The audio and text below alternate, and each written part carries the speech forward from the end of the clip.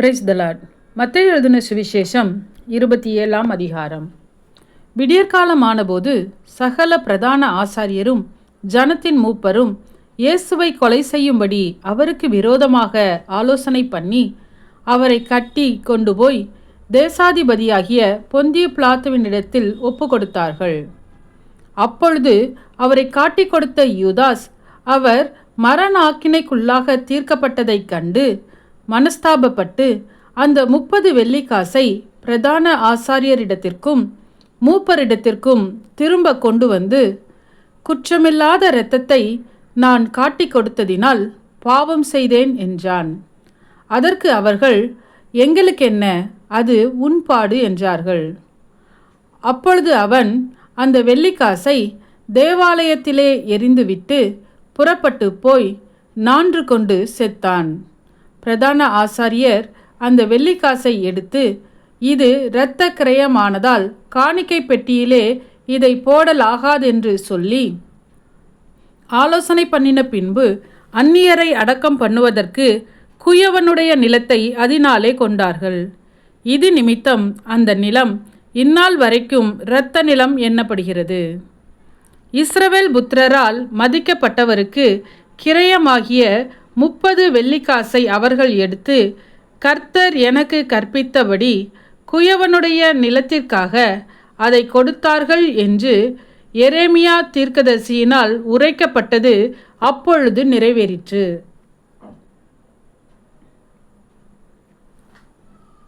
இயேசு தேசாதிபதிக்கு முன்பாக நின்றார். தேசாதிபதி அவரை நோக்கி, நீ யூதருடைய ராஜாவா என்று கேட்டான். அதற்கு இயேசு, நீர் சொல்லுகிறபடிதான் என்றார். பிரதான ஆசாரியரும் மூப்பரும் அவர் மேல் குற்றம் சாட்டுகையில் அவர் மாறுத்திரம் ஒன்றும் சொல்லவில்லை. அப்பொழுது பிலாத்து அவரை நோக்கி, இவர்கள் உன்மேல் எத்தனையோ குற்றங்களை சாட்டுகிறார்களே, நீ அவைகளை கேட்கவில்லையா என்றான். அவரோ ஒரு வார்த்தையும் மாறுத்திரமாக சொல்லவில்லை. அதனால் தேசாதிபதி மிகவும் ஆச்சரியப்பட்டான். காவல் பண்ணப்பட்டவர்களில் எவனை விடுதலையாக்க வேண்டும் என்று ஜனங்கள் கேட்டுக்கொள்வார்களோ அவனை அவர்களுக்காக விடுதலையாக்குவது பண்டிகை தோறும் தேசாதிபதிக்கு வழக்கமாயிருந்தது. அப்பொழுது காவல் பண்ணப்பட்டவர்களில் பரபாஸ் என்னப்பட்ட பேர் போன ஒருவன் இருந்தான். பொறாமையினாலே அவரை ஒப்பு கொடுத்தார்கள் என்று பிலாத்து அறிந்து அவர்கள் கூடியிருக்கையில் அவர்களை நோக்கி, எவனை நான் உங்களுக்கு விடுதலையாக்க வேண்டும் என்றிருக்கிறீர்கள், பரபாசையா, கிறிஸ்து எனப்படுகிற இயேசுவையோ என்று கேட்டான். அவன் நியாயாசனத்தில் உட்கார்ந்திருக்கையில் அவனுடைய மனைவி அவனிடத்தில் ஆள் அனுப்பி, நீர் அந்த நீதிமானை ஒன்றும் செய்ய வேண்டாம், அவர் நிமித்தம் இன்றைக்கு சொப்பனத்தில் வெகு பாடுபட்டேன் என்று சொல்ல சொன்னாள்.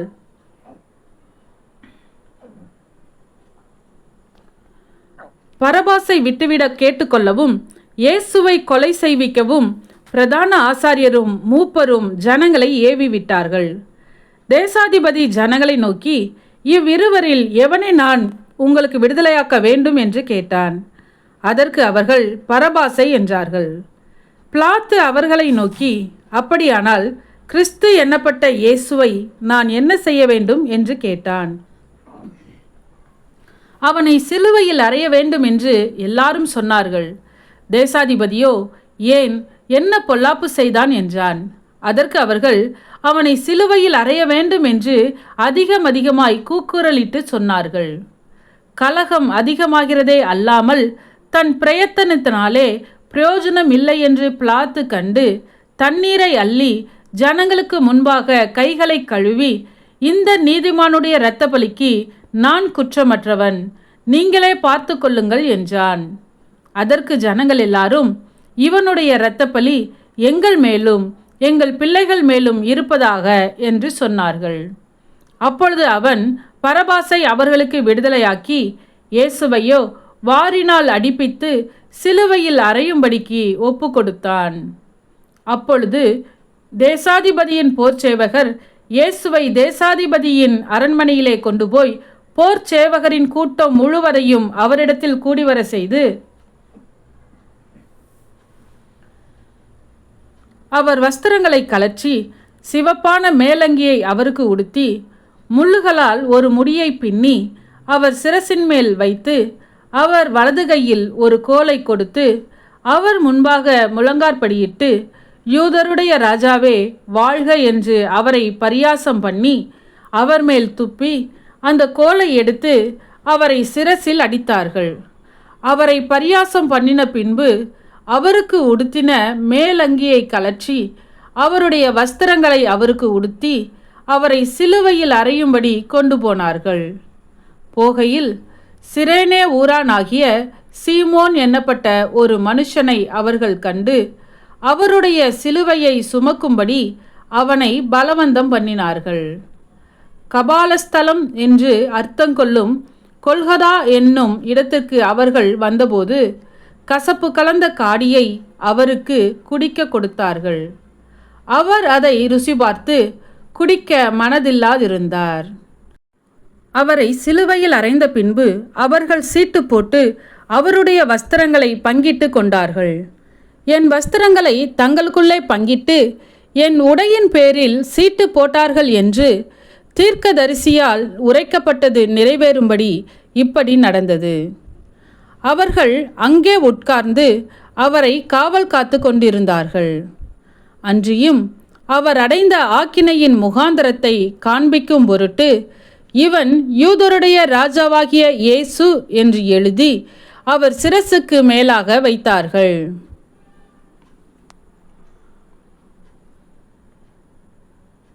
அப்பொழுது அவருடைய வலது பக்கத்தில் ஒருவனும் அவருடைய இடது பக்கத்தில் ஒருவனுமாக 2 கள்ளர் அவரோட கூட சிலுவைகளில் அறையப்பட்டார்கள். அந்த வழியாய் நடந்து போகிறவர்கள் தங்கள் தலைகளை துலுக்கி, தேவாலயத்தை இடித்து 3 நாளைக்குள்ளே கட்டுகிறவனே, உன்னை நீயே ரட்சித்துக்கொள், நீ தேவனுடைய குமாரனானால் சிலுவையிலிருந்து இறங்கி வா என்று அவரை தூசித்தார்கள். அப்படியே பிரதான ஆசாரியரும் வேதபாரகரும் மூப்பரும் பரியாசம் பண்ணி, மற்றவர்களை ரட்சித்தான், தன்னைத்தான் ரட்சித்து கொள்ள திராணி இல்லை. இவன் இஸ்ரவேலின் ராஜாவானால் இப்பொழுது சிலுவையிலிருந்து இறங்கி வரட்டும், அப்பொழுது இவனை விசுவாசிப்போம். தன்னை தேவனுடைய குமாரன் என்று சொல்லி தேவன் மேல் நம்பிக்கையாய் இருந்தானே, அவர் இவன் மேல் பிரியமாயிருந்தால் இப்பொழுது இவனை ரட்சிக்கட்டும் என்றார்கள்.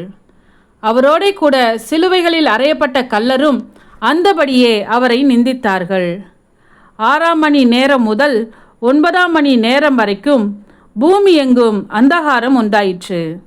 9 மணி நேரத்தில் இயேசு ஏலி ஏலி லாமா சபத்கானி என்று மிகுந்த சத்தமிட்டு கூப்பிட்டார். அதற்கு என் தேவனே ஏன் என்னை கைவிட்டீர் என்று அர்த்தமாம். அங்கே நின்றவர்களில் சிலர் அதை கேட்டபொழுது, இவன் எலியாவை கூப்பிடுகிறான் என்றார்கள். உடனே அவர்களில் ஒருவன் ஓடி கடற்காலானை எடுத்து காடியில் தோய்த்து அதை ஒரு கோலில் மாட்டி அவருக்கு குடிக்க கொடுத்தான். மற்றவர்களோ, பொறு, எலியா இவனை ரட்சிக்க வருவானோ பார்ப்போம் என்றார்கள். இயேசு மறுபடியும் மகா சத்தமாய் கூப்பிட்டு ஆவியை விட்டார். அப்பொழுது தேவாலயத்தின் திரைச்சீலை மேல் தொடங்கி கீழ் வரைக்கும் 2ஆக கிழிந்தது. பூமியும் அதிர்ந்தது, கண்மலைகளும் பிளந்தன, கல்லறைகளும் திறந்தது.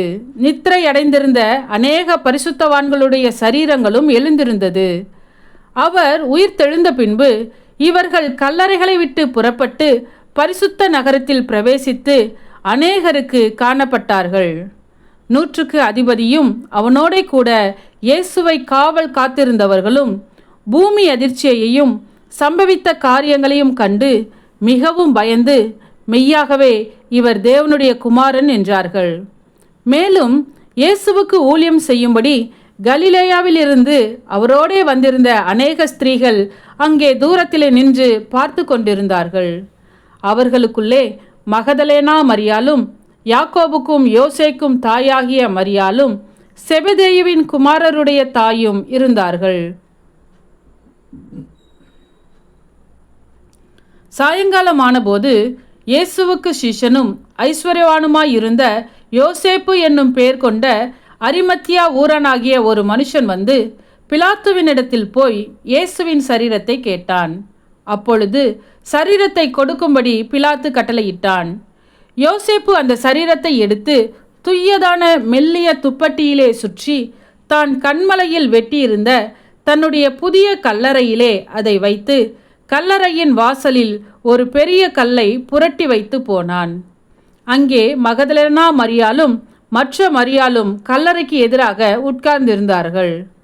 ஆயத்த நாளுக்கு பின்னான மறுநாளிலே பிரதான ஆசாரியரும் பரிசேயரும் பிலாத்துவினிடத்தில் கூடி வந்து, ஆண்டவனே, அந்த எத்தன் உயிரோடு இருக்கும்போது 3 நாளைக்கு பின் எழுந்திருப்பேன் என்று சொன்னது எங்களுக்கு ஞாபகம் இருக்கிறது.